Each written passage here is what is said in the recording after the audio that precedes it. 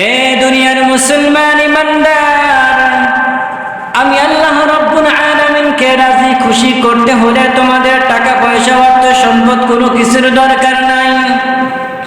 আমাকে রাজি খুশি করতে হলে তোমাকে ঘর ছাড়তে হবে না, তোমাকে বাড়ি ছাড়তে হবে না, মা বাবা আত্মীয় স্বজন কোনো কিছুই ছাড়তে হবে না।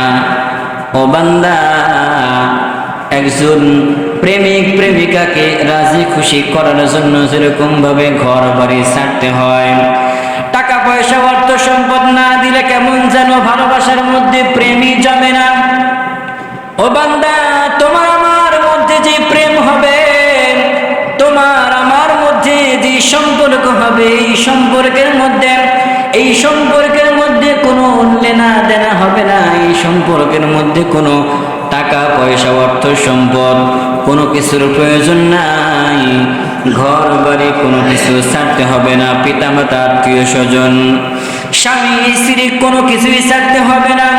ও বান্দা, আমাকে যদি রাজি খুশি করতে চাও, ও বান্দা তুমি শুধু গুনাহ করবা, গুনাহ করার পর গুনার প্রতি অনুতপ্ত হয় যদি একবার বলো আস্তাগফিরুল্লাহ আস্তাগফিরুল্লাহ আস্তাগফিরুল্লাহ আস্তাগফিরুল্লাহ,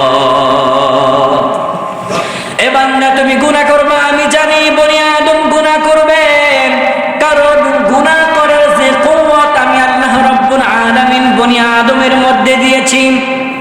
বনি আদম গুনাহ করবে, কিন্তু গুনাহ করার পর কেউ যদি আমার কাছে ক্ষমা চায়, আমি আল্লাহ পাক রব্বুল আলামিন ক্ষমা করে দেব। আমরা তো মনে করি যে বারবার গুনাহ করতেছি, আবার তওবা করতেছি, গুনাহ করতেছি আবার তওবা করতেছি, আবার গুনাহ করতেছি আবার তওবা করতেছি।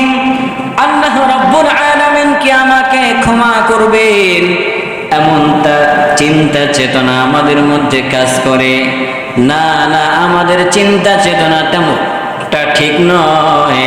আল্লাহ রাব্বুল আলামিনের কাছে ক্ষমা চাইলেই আমাদেরকে মাফ করে দেবে। তওবা করে আবার তওবা ভাঙিলাম,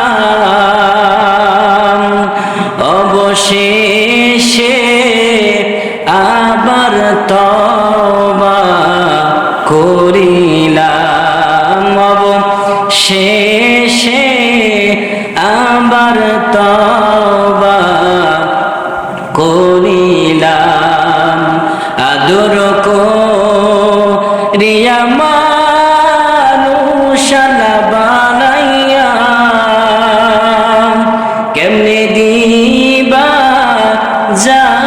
জাহান্নামে ফেলিয়া, কেমনে দিবা জাহান্নামে